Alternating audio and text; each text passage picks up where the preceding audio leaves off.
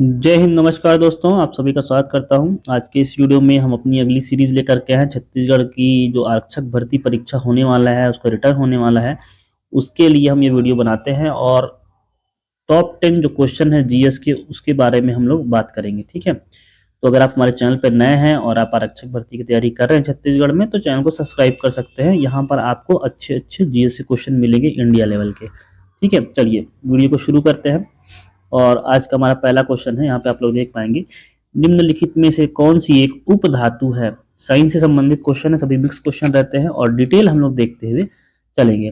Option में है आपके पास में सीसा, लेड कहते हैं इंग्लिश में, ब्रोमीन, सोना और सिलिकॉन। उपधातु की बात हो रही है। उपधातु जो होता है वो बीच का होता है, ना ही वो धातु होता है और ना ही वो अधातु होता है। ठीक है, तो बीच का होता है, तो उसको यहाँ पर आप लोग देख पाए क्या होगा आपका right answer. Option number D, silicon. ठीक है, सिलिकॉन यह एक उपधातु है। देखते हैं थोड़ा सा डिटेल इसका। सिलिकॉन वे तत्व जिनमें धातु एवं अधातु दोनों के गुण होते हैं, उन्हें हम क्या कहते हैं, उपधातु कहते हैं या अर्धधातु कहते हैं। इनके नाम आप नोट कर सकते हैं। और भी कुछ ऑप्शन में आ सकते हैं, boron, silicon, germanium, arsenic, antimony, tellurium, ये सभी क्या है, उपधातु हैं। जो एक प्रकार है सिलिकॉन, जर्मेनियम जो है सेमीकंडक्टर बनाने के काम आते हैं। बहुत ही इंपॉर्टेंट है, बार बार पूछता है कि सेमीकंडक्टर बनाने के काम आते हैं। ठीक है, जो मोबाइल चिप वगैरह होती हैं, तो सिलिकॉन जर्मेनियम का उपयोग किया जाता है। यही क्या है, एक उपधातु है। चलिए अगला प्रश्न है हमारा, संविधान से संबंधित प्रश्न है। प्रश्न पूछा जा रहा है, उपराष्ट्रपति को किसके द्वारा निर्वाचित किया जाता है। कहने का मतलब है उपराष्ट्रपति चुनने के लिए कौन कौन लोग वोटिंग करते हैं। ठीक है, तो पहला है राज्यसभा के सदस्यों के द्वारा, बी ऑप्शन संसद और विधानसभा के सदस्यों के द्वारा, सी ऑप्शन लोकसभा के सदस्य ही उसको निर्वाचित कर लेते हैं, या डी ऑप्शन है संसद के दोनों सदनों के सदस्यों के द्वारा। तो क्या होगा, उपराष्ट्रपति कौन चुनता है, तो संसद के दोनों सदनों के सदस्यों के द्वारा उपराष्ट्रपति को चुना जाता है। तो दोनों सदन कहने का मतलब है इसमें लोकसभा हो जाएंगे और प्लस राज्यसभा के हो जाएंगे। ठीक है, कौन हो जाएंगे, राज्यसभा। लोकसभा और राज्यसभा। तो जितने मेंबर होंगे लोकसभा और राज्यसभा में, चाहे वो चुन के आए हों चाहे राष्ट्रपति के द्वारा मनोनीत किए गए हों, वो सभी लोग उसमें वोट डालेंगे उपराष्ट्रपति के इलेक्शन पर। चलिए देखते हैं थोड़ा सा इसके बारे में डिटेल। भारत के उपराष्ट्रपति का जो निर्वाचन होता है संसद के दोनों सदनों, ठीक है, के सभी सदस्यों के पूरे मेंबर रहेंगे इसमें। अनुच्छेद 63। हमारा अगला प्रश्न है, प्रश्न नंबर 4 है, इतिहास से ही प्रश्न है। मोढेरा स्थित सूर्य मंदिर का निर्माण किस राजवंश ने करवाया था। मोढेरा कहाँ है, आप लोग को नहीं पता होगा तो बता दो। जो मोढेरा का सूर्य मंदिर की बात हो रही है, यह है गुजरात में। कहाँ पर स्थित है, गुजरात में। एक सूर्य मंदिर कोणार्क में, उड़ीसा में। ठीक है, एक मार्तंड का सूर्य मंदिर है जो कि कश्मीर में है। अभी हम लोग मोढेरा के सूर्य मंदिर की बात कर रहे हैं। ऑप्शन में है राष्ट्रकूट राजवंश, चालुक्य राजवंश, सोलंकी राजवंश और सोलंकी राजवंश, पल्लव राजवंश और सोलंकी राजवंश। तो जिनको पता है, मैंने गुजरात का लोकेशन दे दिया है, इतिहास पढ़े होंगे तो गुजरात में किन राजवंशों ने शासन किया है, तो यहाँ से भी आप लोग ऑप्शन देख करके पकड़ सकते हैं। तो ऑप्शन क्या सही होगा आप लोग अपने मन में चूज कर लीजिए और मैं बताता हूँ। ऑप्शन नंबर डी सही है, सोलंकी राजवंश ने मोढेरा स्थित सूर्य मंदिर का निर्माण करवाया था। बहुत इंपॉर्टेंट क्वेश्चन है, स्पेशल फैक्ट देखते हैं इसके दोस्तों। तो जो मोढेरा स्थित सूर्य मंदिर का निर्माण है, सोलंकी वंश के जो राजा थे उनका नाम था भीमदेव प्रथम, उनके द्वारा करवाया गया था 1026 ईस्वी में। ठीक है, यह जो मंदिर है गुजरात के मेहसाणा जिले में स्थित है। मोढेरा गांव में पुष्पावती नदी के किनारे स्थित है। बहुत इंपॉर्टेंट फैक्ट है, नदी का नाम है पुष्पावती। सोलंकी वंश को सामान्यतः गुजरात में चालुक्य वंश के नाम से भी उल्लेखित किया जाता है। गुजरात के चालुक्य है। ठीक है, अब जो भीमदेव प्रथम थे, इनकी पत्नी थी उदयमती। ये इंपॉर्टेंट फैक्ट है, इसको आप लोग याद रखेंगे। अभी रिसेंटली जो 100 रुपए की नोट है उसके पीछे जो चित्र है उसका नाम है रानी की वाव। आप लोग देख सकते हैं, जो नया वाला 100 का नोट है। तो राजा भीमदेव की जो पत्नी थी उदयमती ने रानी की वाव का निर्माण अपने पति की याद में करवाया था और 2014 में रानी की वाव को विश्व विरासत स्थल की सूची में भी शामिल किया गया। किसको, रानी की वाव, जो उनकी पत्नी ने बनवाया था। और गुजरात का मोढेरा का सूर्य मंदिर किसने बनवाया, भीमदेव प्रथम ने। चलिए अगला इंपॉर्टेंट क्वेश्चन है, ये भी इतिहास से ही है। कृष्णदेव राय किस राजवंश के शासक थे। ये भी इंपॉर्टेंट क्वेश्चन है, काफी बार एग्जाम में पूछा गया है। ऑप्शन में है पांड्य, विजयनगर, चोल और चेर। बहुत सिंपल ऑप्शन रखे गए हैं यहाँ पे, कृष्ण देव राय, बहुत ही प्रतापी शासक थे।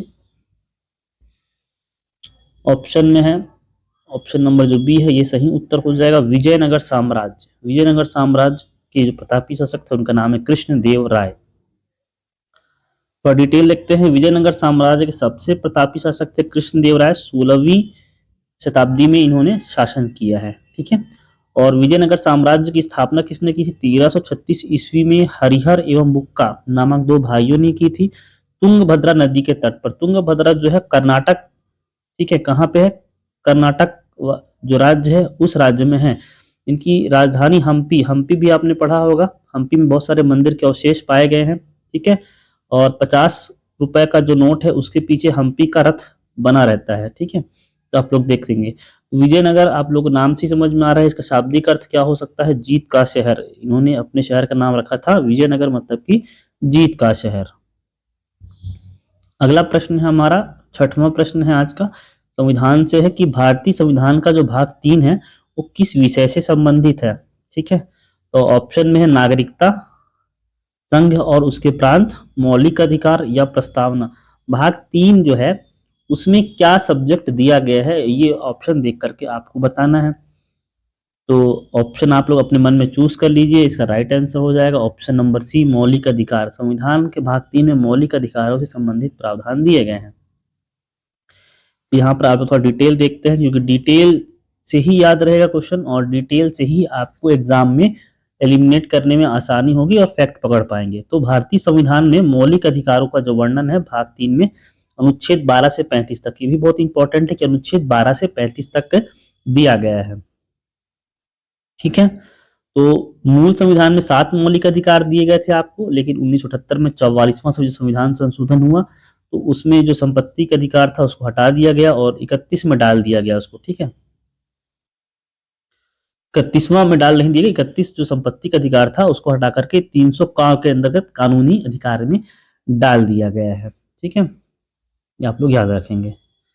चलिए अगला प्रश्न है, भूगोल से आ गया है, अरावली पर्वतमाला, ठीक है। अरावली पर्वतमाला भारत के निम्नलिखित में से किस राज्य से होकर नहीं गुजरती है? नहीं शब्द को ध्यान देंगे, नहीं गुजरती है पूछा गया है। ऑप्शन में दिया गया है हरियाणा, गुजरात, राजस्थान या महाराष्ट्र दिया गया है, ठीक है।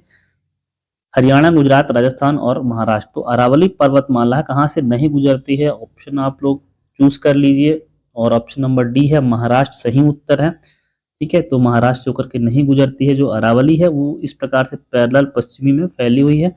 सबसे पहले जो नीचे वाला एरिया है गुजरात में आता है, ठीक है, और ऊपर में राजस्थान से आता है, फिर इधर हरियाणा और दिल्ली वाला जो एरिया है, दिल्ली वाला वो वाला एरिया। तो इस प्रकार से लंबी रेंज फैली हुई है, लगभग ये 800 किलोमीटर लंबी पर्वत श्रृंखला है, ठीक है। तो चलिए डिटेल देखते हैं थोड़ा सा इसका, कि अरावली जो है भारत के गुजरात, राजस्थान, हरियाणा तथा दिल्ली तक 800 किलोमीटर में फैली हुई है।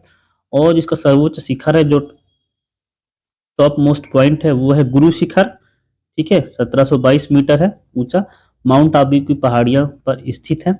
और जो दिल्ली के निकट जब यह पर्वतमाला पहुंचती है तो इसका नाम रखा जाता है रायसीना हिल्स, ठीक है, रायसीना की पहाड़ियां। और रायसीना हिल्स में आप लोग को पता होगा कि राष्ट्रपति भवन स्थित है, जो भारत का राष्ट्रपति भवन है दिल्ली में, वो रायसीना हिल्स की पहाड़ियां होती है। रायसीना डायलॉग्स किए जाते हैं, ठीक है, आयोजन होता है, तो इस पर आप लोग ध्यान देंगे। 8वां प्रश्न है हमारा, निम्नलिखित में से गलत युग्म की पहचान करें, ठीक है। ऑप्शन नंबर ए है खेतड़ी, लोहा। ऑप्शन बी है कश्मीर में केसर। ऑप्शन नंबर सी है मुरादाबाद, मतलब कि पीतल। और ऑप्शन डी है सूरत को हीरा से कंट्रीब्यूट किया गया है। इनमें से कोई एक युग्म है गलत है, उसको आपको बताना है। तो आप लोग इसका ऑप्शन चूज कर लीजिए। ऑप्शन नंबर ए खेतड़ी, यह गलत ऑप्शन है। खेतड़ी जो है वो राजस्थान में है, ठीक है, ये जो जगह है राजस्थान में है। और ये लोहा के लिए प्रसिद्ध नहीं है, ये बल्कि तांबे के लिए प्रसिद्ध है। किसके लिए प्रसिद्ध है? खेतड़ी जो है खदान जो है तांबे के उत्पादन के लिए बहुत ज्यादा प्रसिद्ध है। बाकी कश्मीर का केसर बहुत प्रसिद्ध है। मुरादाबाद यूपी में है, पीतल की जो कारीगरी होती है, पीतल के बर्तन वहाँ बहुत ज्यादा प्रसिद्ध है। और जो सूरत है वर्ल्ड फेमस है हीरा की नक्काशी के लिए। सर्वाधिक जो हीरे हैं वो सूरत शहर में तराशे जाते हैं, ठीक, उत्पादन नहीं होता यहाँ पे, क्या होता है उनका तराशना होता है, ठीक है। तो खेतड़ी डिटेल है आप लोग देख पाएंगे, पश्चिमी प्रांत राजस्थान में स्थित है, झुंझुनू जिले है, झुंझुनू जिले में स्थित है।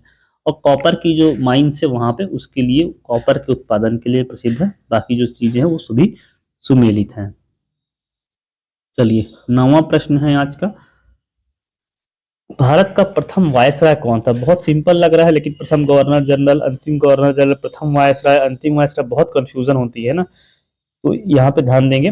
भारत का प्रथम वायसराय पूछा गया है और ऑप्शन दिए गए Lord William Bentinck, Lord Dalhousie, Robert Clive और लॉर्ड कैनिंग। ठीक है, 4 ऑप्शन दिए गए हैं। 4 ऑप्शन में प्रथम वायसराय बताइए, आप लोग चूज कर लीजिए। देखिए कंफ्यूजन हो रहा है आप लोगों को कि नहीं हो रहा है। Option number D Lord Canning ये सही उत्तर है। ठीक है, लॉर्ड कैनिन। चलिए, तो लॉर्ड कैनिन का जो कार्यकाल था वो 1856 ईस्वी से 1862 ईस्वी तक था। बहुत सारी चीजें कार्यकाल से ही पकड़ में आती हैं। तो यह भारत में कंपनी द्वारा नियुक्त अंतिम गवर्नर जनरल था।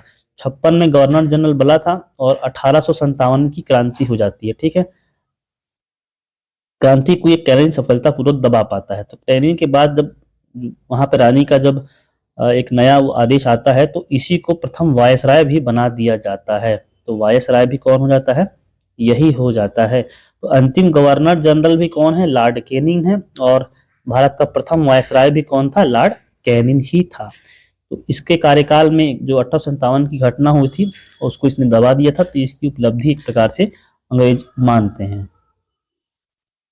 आज का हमारा अंतिम प्रश्न है और लास्ट प्रश्न है, भारत की राजधानी को किस शहर से दिल्ली ले जाया गया था? भारत की राजधानी पहले कहाँ पे थी जिसे बाद में दिल्ली बदला गया था? ऑप्शन है मुंबई, मद्रास, कोलकाता या इलाहाबाद। तो आप लोग राइट आंसर चूज कर लीजिए। बहुत सिंपल क्वेश्चन है, बहुत सारे लोगों को पता होगा। ऑप्शन नंबर जो सी है कोलकाता या कलकत्ता या बंगाल कह सकते हैं आप लोग। ठीक है, तो कलकत्ता पहले राजधानी हुआ करती थी देश की, और 1911 में जॉर्ज पंचम जब आए थे यहाँ पे तो दिल्ली दरबार का आयोजन हुआ था। तो 1911 में यह घोषणा कर दी गई थी कि भारत का राजधानी जो होगा वो न्यू दिल्ली रखी जाएगी, और 1912 में भारत की राजधानी थी वो दिल्ली बना दी गई थी। कहाँ से बनाई गई थी? कलकत्ता से। 1911 से पहले जो देश की राजधानी होती थी, जो केंद्र होता था वो कोलकाता होता था। ठीक है, कलकत्ता होता था। यहाँ पे लिखा गया है। और इसमें किसके कार्यकाल में हुआ था? ये Lord Hardinge second, Lord Hardinge द्वितीय कार्यकाल में 1910 से लेकर 1916 तक उनका कार्यकाल था। 1912 बीच में भारत की राजधानी बनी थी। कोलकाता से स्थानांतरित करने की घोषणा कहाँ हुई थी? दिल्ली में हुई थी, और 1911 में ही दिल्ली दरबार का आयोजन हुआ था और जॉर्ज पंचम ने यह घोषणा करी थी। तो आज के 10 क्वेश्चन इंपॉर्टेंट जो मैंने बताए हैं आपको, आप लोग ध्यान दीजिएगा। एक दो बार रिपीट कर सकते हैं, नोट्स भी बना सकते हैं। अगर वीडियो पसंद आया है तो आप लोग जरूर अपने दोस्तों से शेयर कीजिए, और यह अंत में जरूर कमेंट करके बताइए कि आपके कितने क्वेश्चन सही हो रहे हैं और प्रश्न का स्तर कैसा है, ताकि आने वाले वीडियो पे हम और सुधार कर सकें। मिलता हूं आपसे अगले वीडियो में, तब तक धन्यवाद। जय हिंद।